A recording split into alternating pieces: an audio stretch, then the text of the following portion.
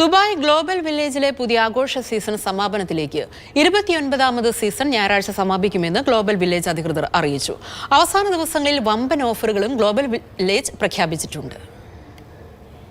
Global വില്ലേജിന്റെ ചരിത്രത്തിലെ ഏറ്റവും നീണ്ട സീസണുകളിൽ ഒന്നിനാണ് ഞായറാഴ്ച തിരശ്ശീല വീഴുന്നത്. ഈ മാസം 11-ന് അവസാനിക്കേണ്ടിയിരുന്ന സീസൺ സന്ദർശകരുടെ തിരക്ക് പരിഗണിച്ച് ഒരാഴ്ചത്തേക്ക് കൂടി നീട്ടുകയായിരുന്നു. 50 ദിർഹത്തിന് ഗ്ലോബൽ വില്ലേജിലെ എല്ലാ റൈഡറുകളും പരീക്ഷിക്കാവുന്ന അവസരമാണ് അവസാന ദിവസങ്ങളിലെ ഓഫറുകളിൽ ഏറ്റവും പ്രധാനം. സാധനങ്ങൾക്ക് 70% വരെ ഓഫറും പ്രഖ്യാപിച്ചിട്ടുണ്ട്. 12 വയസ്സുവരെയുള്ള കുട്ടികൾക്ക് പ്രവേശനം സൗജന്യമാണ്. മാത്രമല്ല, ഗ്ലോബൽ വില്ലേജിൽ ഏതാണ്ട് 250ഓളം റെസ്റ്റോറന്റുകളും ഭക്ഷണശാലകളുമുണ്ട്.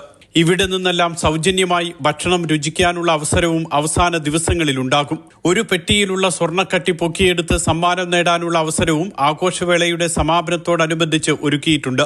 കഴിഞ്ഞ വർഷം ഒക്ടോബർ 16-നാണ് ഗ്ലോബൽ വില്ലേജിലെ പുതിയ സീസൺ ആരംഭിച്ചത്.